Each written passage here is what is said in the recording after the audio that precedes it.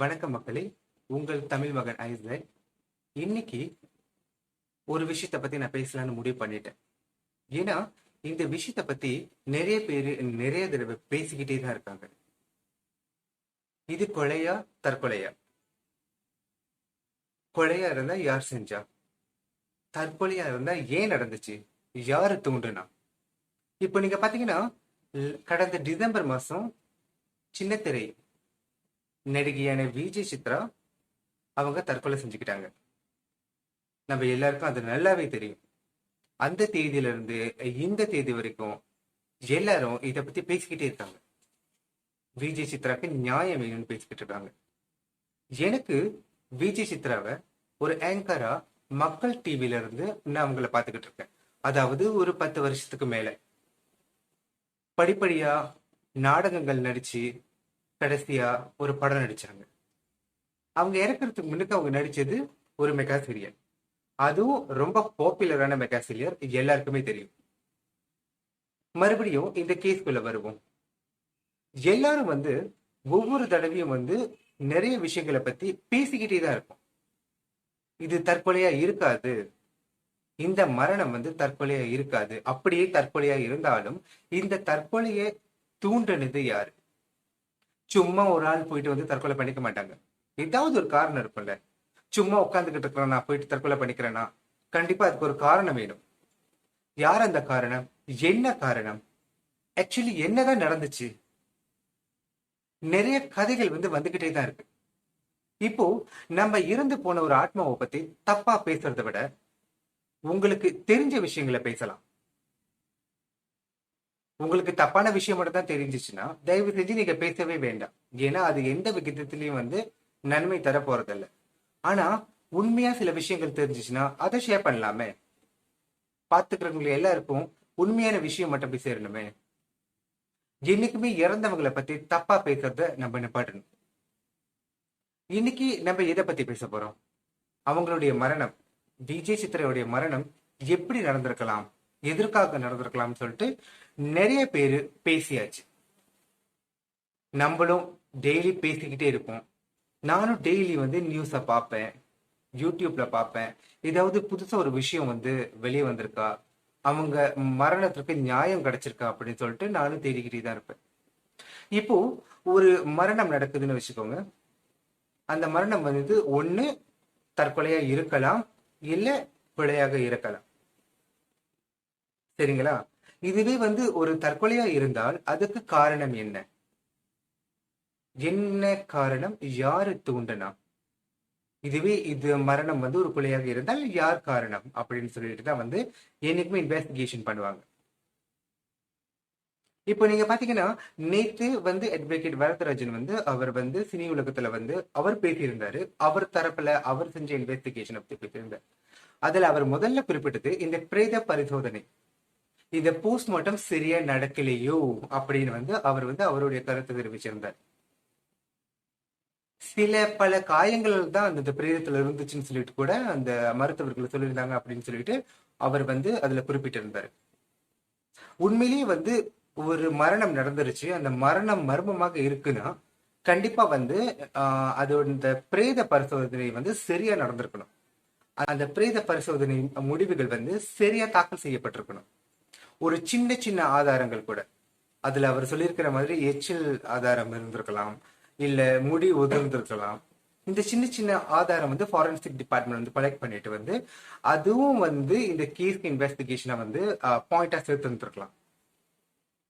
அடுத்தது பாத்தீங்கன்னா இந்த கொலை தற்கொலை நடந்த இடம் ஒரு ரிசார்ட்னு சொல்றாங்க.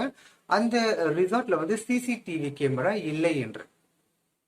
சரியான விஷயங்க. ரூமுக்குள்ள பிரைவசிக்காக யாரும் சிசிடிவி வைக்க மாட்டாங்க. அது நம்ம எல்லாருக்கும் தெரிஞ்ச விஷயம் தான். எங்கேயும் போயிட்டு கேமராவை ரூம் உள்ளுக்கோ இல்ல பாத்ரூம் உள்ளுக்கோ வைக்க போறதில்ல. ஆனா அந்த லிப்ட்லயோ, அந்த படிக்கட்டுலயோ, என்ட்ரன்ஸ்லயோ, அந்த கேட்லயோ, இந்த பார்க்கிங்லயோ, இந்த ஹால்வேலயோ வச்சிருக்கலாமே. இவ்வளவு மாடர்னான சொசைட்டில டிஜிட்டல் டெக்னாலஜி அவ்வளவு இருந்தும் இந்த சின்ன பேசிக் விஷயம் இல்லைன்னு சொல்லும் போது நம்மளுக்கு சந்தேகம் தானே வருது. அது ஒரு பக்கம் இருக்கட்டும். ஒரு இறப்பு நடந்துருச்சு, இந்த மரணம் நடந்துருச்சு. இந்த மரணத்துல வந்து சந்தேகம் இருக்கு. எதுக்கு அவசர அவசரமா கொண்டு போய் எரிக்கணும்? எதுக்கு வந்து இந்த எரிக்கிறத வந்து யாரும் தடுக்கல? ஒருவேளை அவங்க வந்து இந்த பிரேதத்தை புதைச்சிருந்தாங்கன்னா, ஒரு சந்தேகம் வருதுன்னா மறுபடியும் ஒரு பிரேத பரிசோதனைக்காக அந்த பிரேதத்தை தோண்டி எடுக்கலாம். ஆனா இந்த விஷயத்துல இவங்களுடைய மரணத்துல அது சாத்தியமே இல்லை. ஏன்னா வந்து அவங்க பிரேதத்தை எரிச்சிட்டாங்க. அதுலயும் நம்மளுக்கு சந்தேகம் வரதானே செய்யுது. இது நீங்க பாத்தீங்கன்னா வெரி சிம்பிள்ங்க. சம்பவம் நடந்த இடத்துல 2 பேர் தான் இருக்காங்க.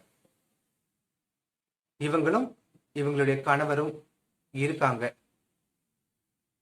அதுல ஒருத்தங்க இறந்துட்டாங்க.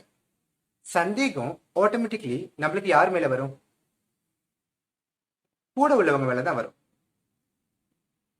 நீங்க என்ன பண்ணிருக்கணும்? அங்க என்ன நடந்துச்சோ அதை சரியாக சொல்லிட்டு நீங்க நியாயமா உண்மையா இருந்திருந்தா நீங்க தப்பிச்சு வெளியே வந்திருக்கலாம். ஆனா இந்த விஷயத்துல நீங்க பாத்தீங்கன்னா தான் தப்பிக்கணுங்கிறதுக்காக பல ஆதாரங்களை சேகரித்த மாதிரி தான் தெரியுது தவிர அங்க உண்மையிலேயே என்ன நடந்துச்சு, வாட் ஆக்சுவலி ஹேப்பன்ஸ் தட்,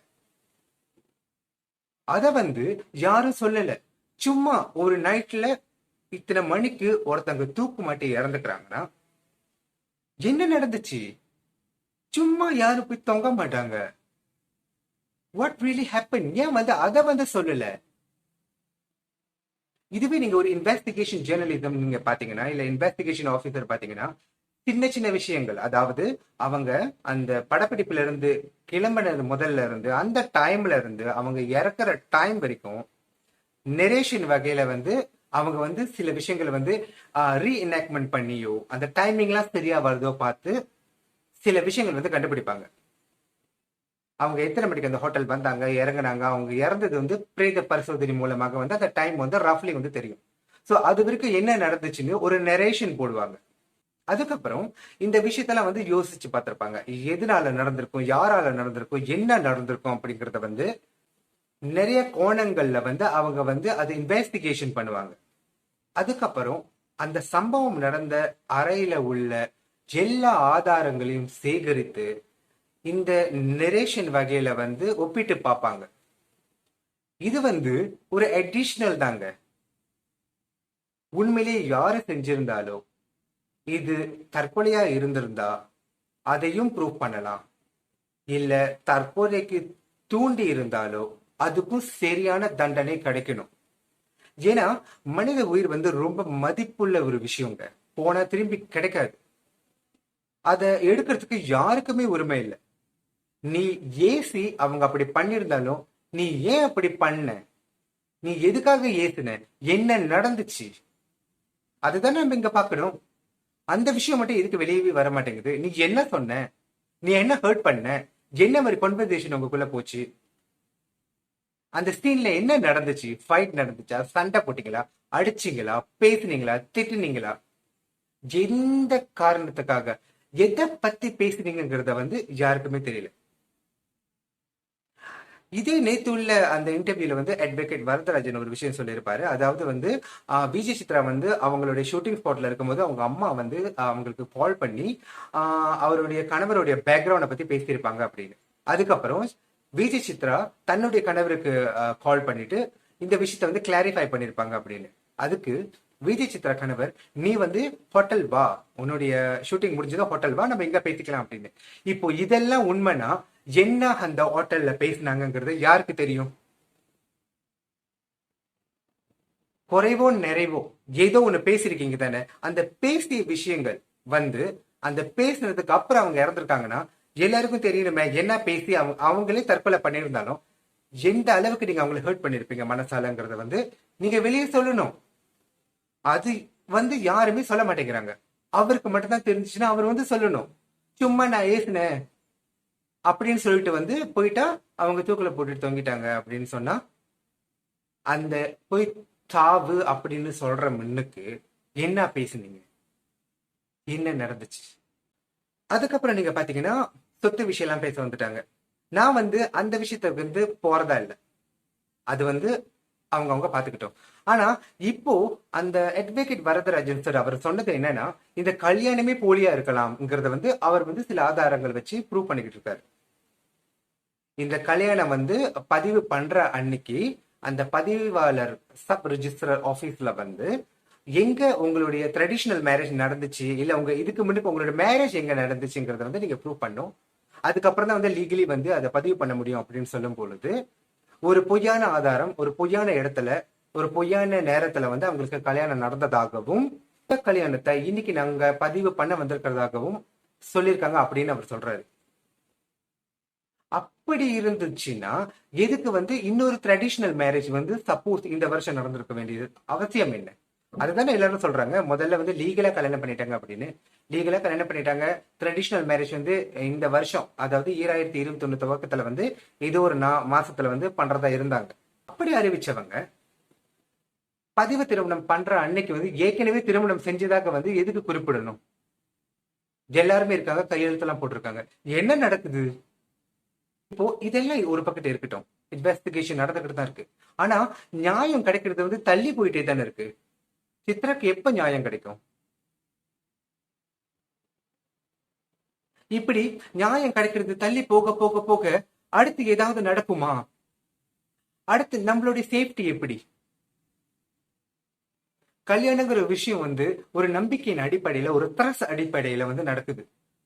இப்போ கல்யாணம் ஆனதுமே வந்து இறந்து போறாங்கன்னு சொன்னா ஒரு பயம் வராதா? காமன் பீப்புள் நம்மளுக்கு ஒரு பயம் வருது. கல்யாணங்கிற பேர்ல வந்து இந்த மாதிரி ஒரு நடந்துச்சுன்னா, ஏதோ ஒரு கோபத்துல வந்து ஏதோ நடந்துருச்சு, இந்த மாதிரி பண்ணிக்கிட்டாங்க.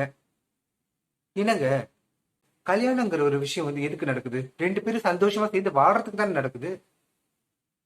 அதுல வந்து கட்டிட்டு போன பொண்ணு இப்படி திடீர்னு வந்து அல்பாயுஸ்ல போயிட்டா யாருக்கு தான் கோபம் வராது? யாருக்கு தான் கேட்க தோணாது? அது இயற்கை மரணமா இருந்துச்சுன்னா அது வந்து கண்டிப்பா வந்து ப்ரூவ் பண்ணலாம். ஆனா இது ஒரு துர்மரணம், தற்கொலைன்னு சொல்றாங்க. அப்படி தற்கொலையா இருந்தாலே மறுபடியும் மறுபடியும் நாங்க எல்லாரும் கேட்கிற விஷயம் ஒன்னே ஒண்ணுதான், எதுக்காக அவங்க தற்கொலை பண்ணணும்? தற்கொலை பண்ற ராத்திரி வரைக்கும் அவங்க சந்தோஷமா நார்மலா இருந்திருக்காங்க. சில பேர் சொல்றாங்க அவங்க ரொம்ப கவலையா இருந்தாங்க, அப்படி இப்படி நம்ம அதை பார்க்கல. இப்படி அவங்க திடீர்னு தற்கொலை பண்றதுக்கு என்ன காரணம்? தற்கொலை வந்து ஒரு ஃபிராக்ஷன் ஆஃப் செகண்ட்ஸ்ல வந்து முடிவு எடுக்கலாம். எல்லாருமே அதான் சொல்லுவாங்க. ஒரு அரை நிமிஷத்துல, ஒரு அரை நொடியில இந்த முடிவு எடுத்து நான் வந்து என் உயிரை மாற்றிக்கலாம். ஆனா எதுக்காக அந்த முடிவை நான் எடுத்தேன்? விஜய் சித்ரா எதுக்காக வந்து அந்த முடிவை அந்த நிமிஷத்துல எடுத்தாங்கிறத வந்து யாருக்குமே தெரியாம இருக்கு. ரிமெம்பர்ங்க, அங்க இருந்தது ரெண்டே பேர் தான்.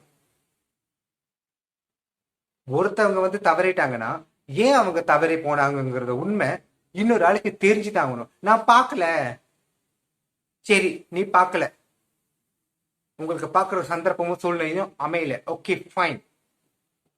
ஆனா அதுக்கு முன்னுக்கு அவங்க கூட பேசின விஷயங்கள், நீங்க அவங்களை ஏசிட்டு போயிட்டு அந்த கதவை அடைச்ச விஷயங்கள், கதவை அடைச்சிட்டு நடந்து போன விஷயங்கள், அதுக்கு முன்னுக்கு என்னத்த பேசுனீங்க? அந்த அறைக்குள்ள என்ன நடந்துச்சு வெளியே சொல்லவே இல்லையே. ஒவ்வொரு டைமும் டிஃப்ரெண்டான வாக்கு மூலம் வந்து கொடுத்துக்கிட்டு இருக்கீங்க. வேற வேற விஷயத்த பத்தி சொல்லிக்கிட்டு இருக்கீங்க. கவனத்தை திசை திருப்பிட்டு இருக்கீங்க. வெரி சிம்பிள்ங்க. விஜய் சித்ராவுடைய மரணத்திற்கு நியாயம் வேண்டும்.